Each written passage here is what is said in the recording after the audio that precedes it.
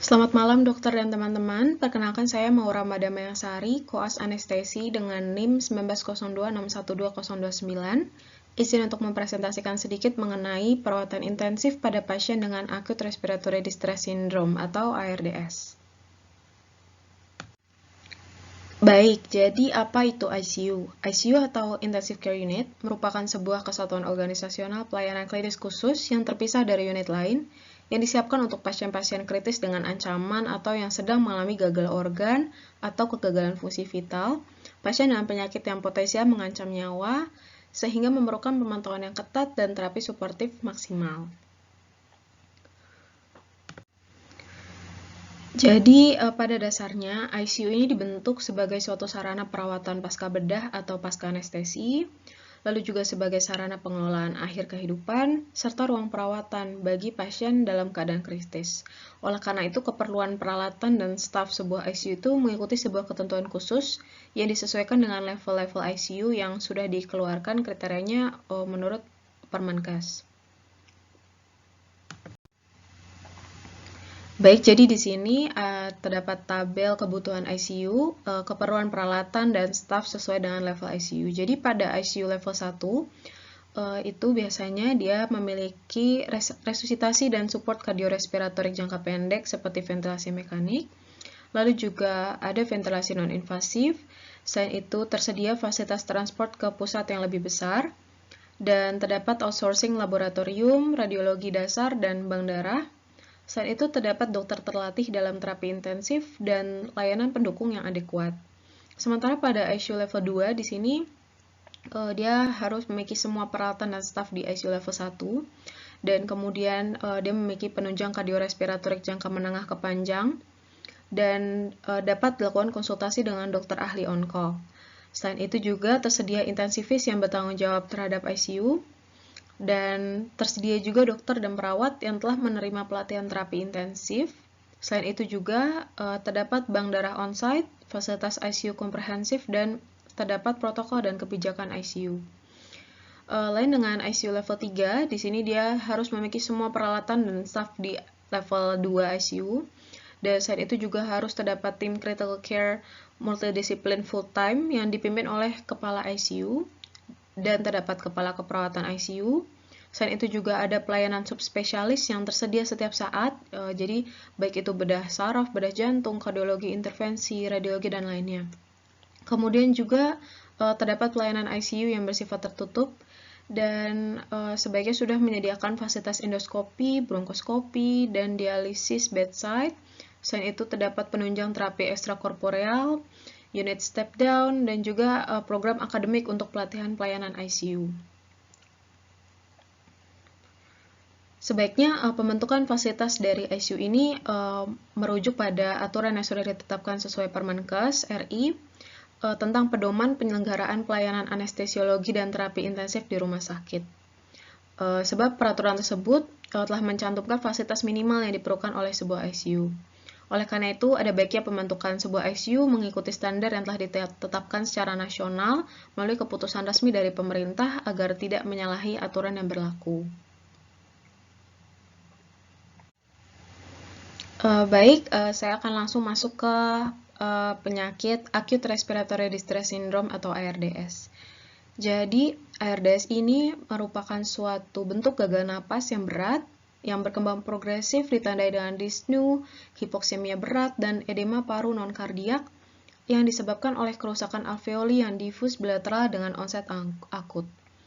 Di mana ARDS ini kemudian dibagi menjadi 3, yaitu mild, moderate, dan severe berdasarkan rasio dari partial pressure oxygen dan fraksi inspired oxygen-nya.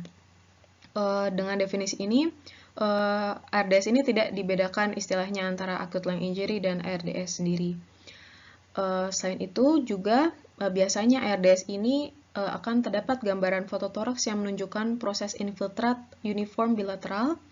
Selain itu pada gambaran CT scan akan didapatkan bagian paru yang terinflasi sangat heterogen, di mana bagian dorsal menunjukkan peningkatan densitas dan di bagian ventralnya pengembangan parunya relatif normal. Sering pada CT scan postmortem juga ditemukan ada pneumothorax, pneumomediastinum, dan efusi pleura. Biasanya juga didapatkan ada perubahan struktur sel paru, kista emphysematus, dan pneumokel yang muncul setelah dilakukan ventilasi lebih dari 2 minggu.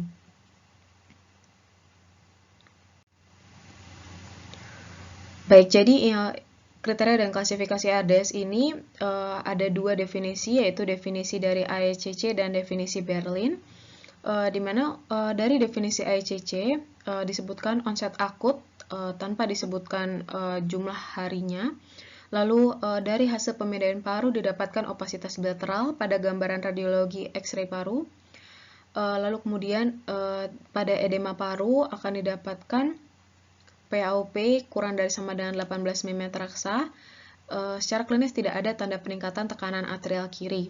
Dan klasifikasinya kemudian dibagi menjadi ALI dan ARDS, di mana ALI atau acute lung injury ini apabila partial pressure oxygen banding fraksi inspired oxygennya itu kurang dari sama dengan 300, dan ARDS apabila PaO2 banding FiO2-nya kurang dari sama dengan 200. Sementara pada definisi Berlin disebutkan onset ARDS ini dalam waktu 7 hari pada pasien dengan faktor risiko. Kemudian pada pemindaian paru akan didapatkan opasitas bilateral dan edema baik pada X-ray maupun CT scan paru. Kemudian dari edema paru akan ditemukan edema non-hidrostatik yang bukan karena gagal jantung atau kelebihan cairan. Sehingga diperlukan pemeriksaan ECG atau ekokardiografi atau data objektif lainnya. Kemudian secara klasifikasi dia ini membagi menjadi mild, moderate, dan severe. Yang sebelumnya sudah saya sebutkan, di mana mild itu rasio PaO2 FiO2-nya itu kurang dari sama dengan 300, moderate kurang dari sama dengan 200, dan severe kurang dari sama dengan 100.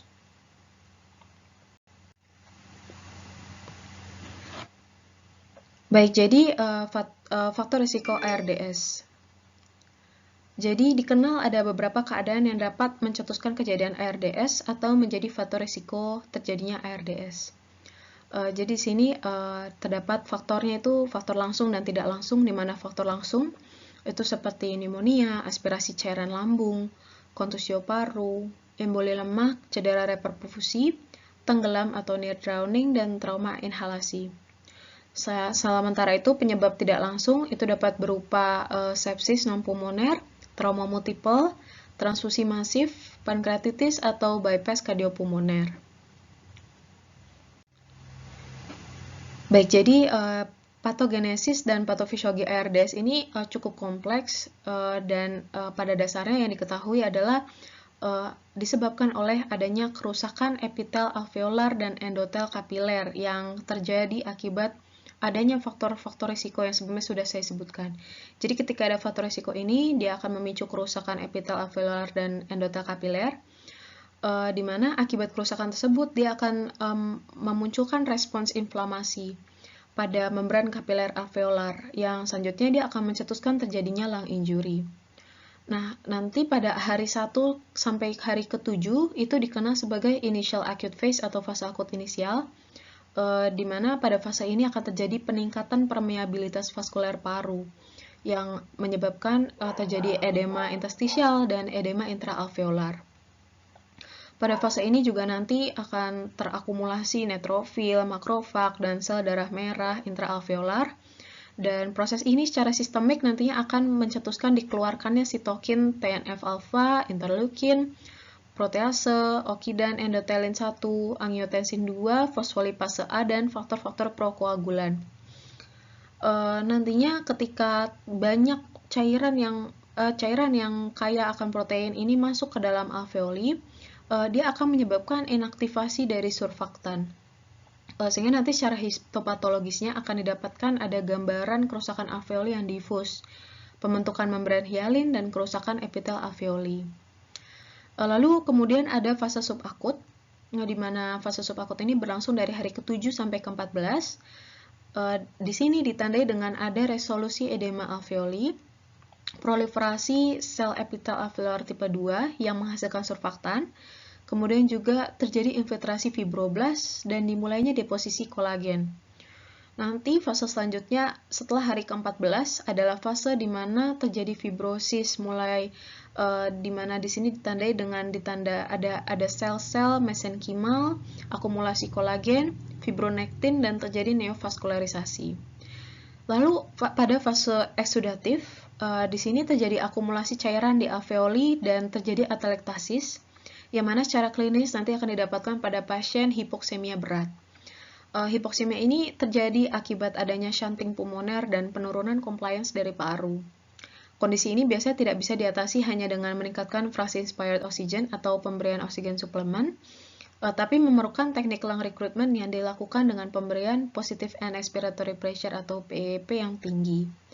Pada fase ini juga akan terjadi peningkatan faktor prokoagulan akibat penurunan faktor antikoagulannya yaitu protein C dan S, sehingga akibat tingginya faktor prokoagulan ini akan menyebabkan terjadi trombosis pada sistem kapiler paru. Nah, setelah fase inflamasi, fase eksudatif, kemudian masuk ke fase fibroproliferatif, di mana di sini terjadi pembentukan fibrosis interstisial. Di mana pada fase ini nanti akan terjadi suatu vasokonstriksi hipoksemik dan obliterasi sistem kapiler paru karena trombosis yang terjadi sebelumnya.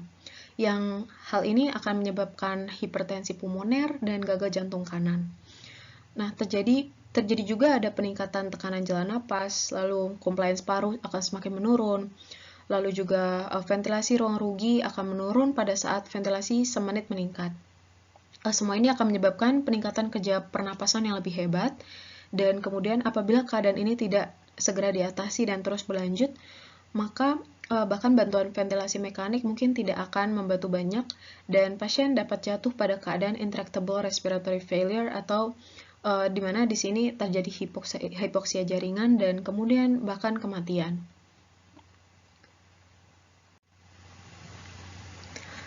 Baik, jadi penata laksanaan pada ARDS itu secara klinis dia bersifat suportif, di mana di sini meliputi dengan penata laksanaan ventilasi mekanik dan strategi lain selain ventilasi mekanik.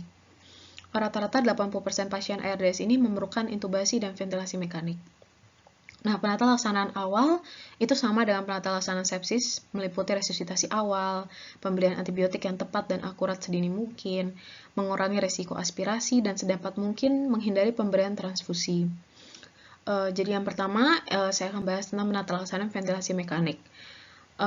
Tujuan dari pemberian ventilasi mekanik pada kasus ARDS ini terutama adalah untuk oksigenasi dan pembuangan karbon dioksida yang adekuat, serta mencegah ventilator associated lung injury atau VILI yang disebabkan oleh pemberian tekanan atau volume tinggi pada sistem alveoli saat inspirasi. Yang pertama yaitu strategi ventilasi mekanik dengan volume tidak rendah. Di sini saya cantumkan 6 ml per kilogram berat badan. Jadi pemberian volume tidal yang tinggi atau tekanan inspirasi yang tinggi itu dapat menyebabkan distensi alveoli berlebihan dan kerusakan alveoli. Nah, karena ARDS ini terjadi pada jaringan paru yang heterogen, sebagian alveoli parunya itu ada yang masih normal dan sebagiannya lagi telah mengalami proses yang disebutkan sebelumnya yaitu inflamasi, atelektasis, dan proses lainnya. Alveoli normal itu akan menghadapi risiko distensi berlebihan bila diberikan strategi ventilasi untuk membuka alveoli yang mengalami inflamasi atau atelektasis. Jadi, distensi berlebihan alveoli yang sehat atau yang normal ini akan mencetuskan terjadinya proses inflamasi pada alveoli yang semula normal. Kemudian juga dapat mencetuskan pelepasan mediator proinflamatorik dan mediator-mediator biologi lainnya. Jadi, pelepasan mediator ini dia akan berdampak biotrauma. Jadi di sini mediator-mediator ini dapat menyebar secara sistemik dan kemudian mencetuskan terjadinya inflamasi sistemik dan akhirnya gangguan fungsi sampai kegagalan organ lainnya. Jadi pada penelitian itu juga disebutkan bahwa dengan penggunaan volume tidal yang rendah pada ventilasi mekanik itu dia akan menurunkan manuver rekrutmen, menurunkan kejadian barotrauma, lalu juga menurunkan mortalitas pada pasien yang mendapatkan strategi open lung dengan volume tidak rendah atau kurang dari 6 cc per kilogram berat badan. Selain itu juga pada penelitian oleh National Heart, Lung and Blood Institute RDS Network, itu juga mendapatkan bila diberikan famotidil yang rendah ini, dia akan ditemukan adanya penurunan mortalitas, penurunan kejadian gagal organ lain, dan pemendekan lama ventilasi pada kelompok pasien yang diberikan famotidil tersebut, dibandingkan dengan pasien yang mendapatkan famotidil itu 12 cc per kilogram berat badan. Baik, selanjutnya PEP yang optimal dan manuver rekrutmen. Jadi, beberapa penyakit dapat menyebabkan gangguan proses pengembangan alveoli pada pemberian famotidil atau di rekrutmen dan menyebabkan atelek trauma. Nah, pemberian PEP ini dapat mencegah terjadinya atelek trauma pada paru-paru yang mengalami cedera. Di sini kurva PV atau pressure volume curve itu digunakan untuk menentukan tingkat PEP optimal yang dibutuhkan untuk rekrutmen alveoli yang mengalami atelektasis, terutama pada pasien-pasien ARDS. Jadi, dari kurva PV atau pressure volume curve itu nanti ditentukan lower inflection point atau LIP dan upper inflection point atau UIP. Di mana LIP itu titik kritis di mana alveoli akan tetap terbuka dengan optimal. Di bawah titik ini alveoli akan mulai atelektasis. Nah, titik ini dikenal juga sebagai opening pressure. Titik ini digunakan untuk menentukan nilai PEP agar alveoli tetap terbuka pada proses manuver rekrutmen.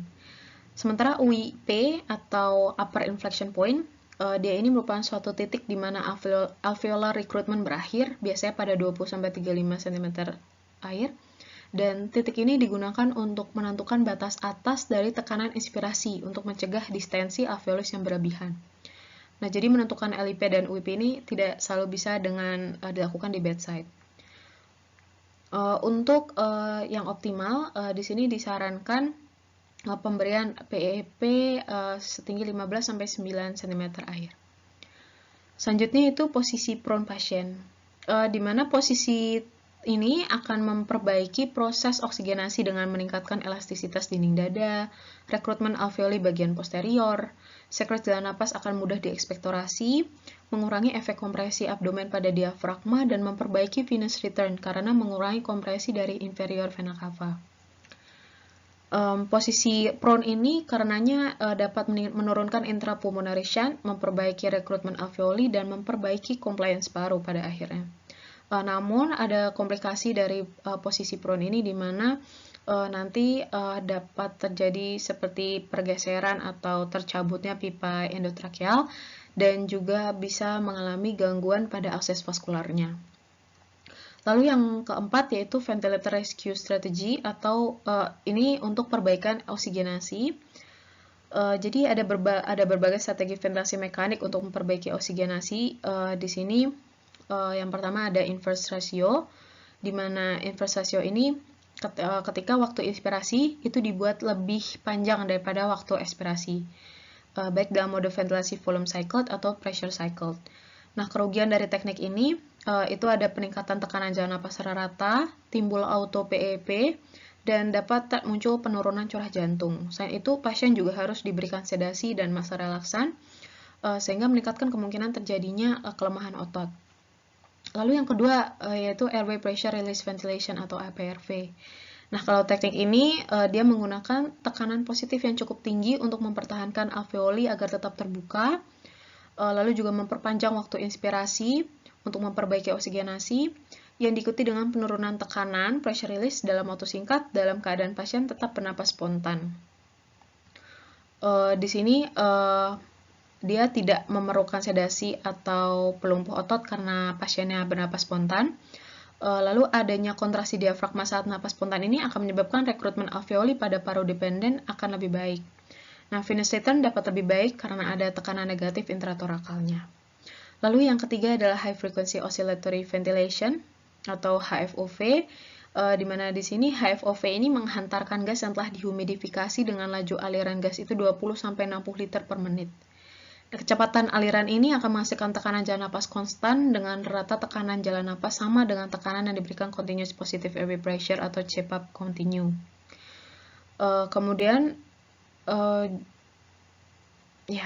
Kemudian akan saya lanjutkan dengan strategi penata laksanaan yang non-ventilasi mekanik. Untuk penata laksanaan yang non-ventilasi mekanik, di sini ada beberapa strategi. Jadi yang pertama adalah penata laksanaan cairan yang ketat. Jadi sebelumnya kita tahu bahwa edema paru ini akan memperburuk proses oksigenasi, di mana bila kita memberikan cairan yang terlalu berlebihan itu juga akan menyebabkan peningkatan tekanan hidrostatik intravaskuler. Sehingga sebaiknya dalam pemberian terapi cairan itu tidak berlebihan. Dan target nilai CVV-nya adalah 4 mm raksa atau PCWP 8 mm raksa. Meskipun nilai CVP maupun PCWP-MI tidak dapat digunakan untuk menentukan kecukupan volume intravaskular.